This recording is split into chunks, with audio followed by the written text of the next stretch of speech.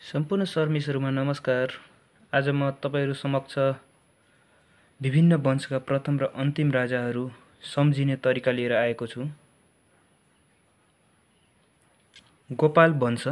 गोपाल वंशको प्रथम राजा कसरी सम्झिने भन्दाखेरि सम्झिनलाई गाई पालक भनेर सम्झिनु होला। गाईलाई भुक भनेर भन्दाखेरि गाईले के भनेछ त एकछिन भनेर भनेको छ भनेर सम्झिनु होला। गाईले के भनेको छ रे भुक भनेर भन्दाखेरि एकछिन। हुन त भुक्नलाई कुकुरलाई भन्ने हो, तर यहाँ गाईलाई भुक्न भनेर सम्झिनु होला। भुक भनेको भुक्तमान अनि एकछिन भनेको यक्ष गुप्त भनेर सम्झिनु होला। अब तपाईँ यहाँ हेर्न सक्नुहुन्छ अर्को वंशावली रहेको छ महिषपाल वंश। महिषपाल वंशमा कसरी सम्झिनु होला भने यो महिषपालको मही भनेको यहाँ हेर्न सक्नुहुन्छ मैले लेखेको छु। मही भनेको महिला भनेर सम्झिनु होला। र हामीले थाहा छ महिलालाई के चाहिन्छ रे वर चाहिन्छ, हो कि हैन? वर चाहिन्छ कस्तो खालको त भवन भएको। कस्तो वर चाहिन्छ त भवनहरू भएको वर चाहिन्छ भन्दाखेरि वर भनेको वरसिंह, भवन भनेको भुवनसिंह भनेर सम्झिनु होला। अर्को वंशावली रहेको छ किरात। किरातलाई तपाईले रात भनेर सम्झिनु होला र रातमा प्रहरीको ड्युटीलाई सम्झिनु होला। हामीलाई थाहा छ प्रहरीले के गर्छ त कहिले यो वार्ड नम्बरमा गस्ती गर्छ, कहिले यो नम्बरमा, कहिले त्यो नम्बरमा के गर्छन् त गस्ती गर्ने गर्छन्। यो नम्बर भनेको यलम्बर र गस्ती भनेको गस्ती भनेर सम्झिनु होला। रातिमा प्रहरीहरूले के गर्छन् त यो नम्बर त्यो नम्बरमा के गर्छन् त गस्ती गर्छन् नि, हो त्यो कुरालाई सम्झिनु होला। सोमवंश। सोमवंश भनेको कसरी सम्झिनु होला? यो सोमवंशलाई मुभी हेर्न जाँदाखेरिको सोलाई सम्झिनु होला। मुभी हेर्न जाँदाखेरिको के त सोलाई सम्झिनु होला। अनि हामी साथीभाइहरू जाँदाखेरि के हुन्छ कुनै साथीको कारणले सो मिस हुँदा के हुन्छ सो नि मिस भइहाल्यो भनेर भन्छौँ नि।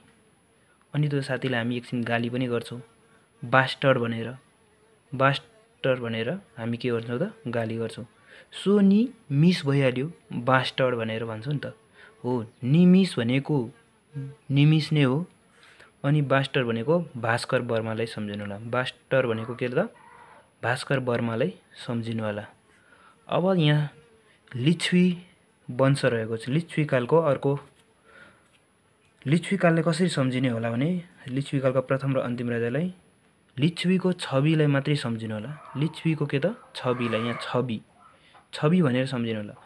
अब अहिले तपाईले हेर्न सक्नुहुन्छ हाम्रो राजधानी काठमाडौँमा बालेन शाहको छवि पुरै नेपालभरि नै रहेको छ, जसले गर्दा पुरै नेपालका जनताले बालेन शाह के गरिरहेका छन् त जय जयकार गरिरहेका छन्। जय जयकार गरिरहेका छन्।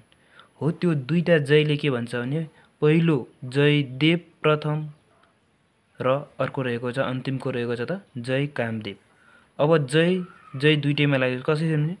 पहिला देवताको नाम भएको जयदेव प्रथम र पछि मात्र के त कामको कुरा आउँछ जय कामदेव भनेर सम्झिनु होला। कसैको छविले गर्दा के हुन्छ उसको जय जयकार भइरहेको हुन्छ भन्ने कुरालाई सम्झिनु होला। अर्को आउँछ मल्ल वंश। अब यो मल्ल वंशलाई कसरी सम्झिने भन्दाखेरि खादमल भनेर सम्झिनु होला। खादमल कहिलेकाहीँ हामी खेतमा छर्न जाँदाखेरि के हुन्छ त के भन्छौँ भने अलि एकछिन पछि के गर्नुपर्छ त मल हाल्नुपर्छ भनेर। अलि एकछिन पछि अरे अलीलाई तपाईँ अरी भनेर सम्झिनु। अलीलाई के भनेर सम्झिनु त अरी। र पछि ल आउँछ नि त, हो त्यसरी पनि सम्झिनु होला। लको अगाडिको अक्षरलाई अरी भनेर लको ठाउँमा राख्नु होला। अरी देव मल्ल र एकछिन भनेको यक्ष मल्ल भनेर सम्झिनु होला। र अन्तिम वंशावली रहेको छ यहाँ शाह वंश। शाहलाई तपाईले सुहा भनेर सम्झिनु होला। के त यो सुहा भनेर सम्झिनु होला। सुहा के भयो त? के सुहा भइहाल्यो त? के विनाश भइहाल्यो त भनेर सम्झिँदाखेरि कुल ज्ञान नै के भइहाल्यो त सुहा भइहाल्यो भनेर सम्झिनु होला। कुल ज्ञान, कुल भनेको कुलमण्डल खान, ज्ञान भनेको ज्ञानेन्द्र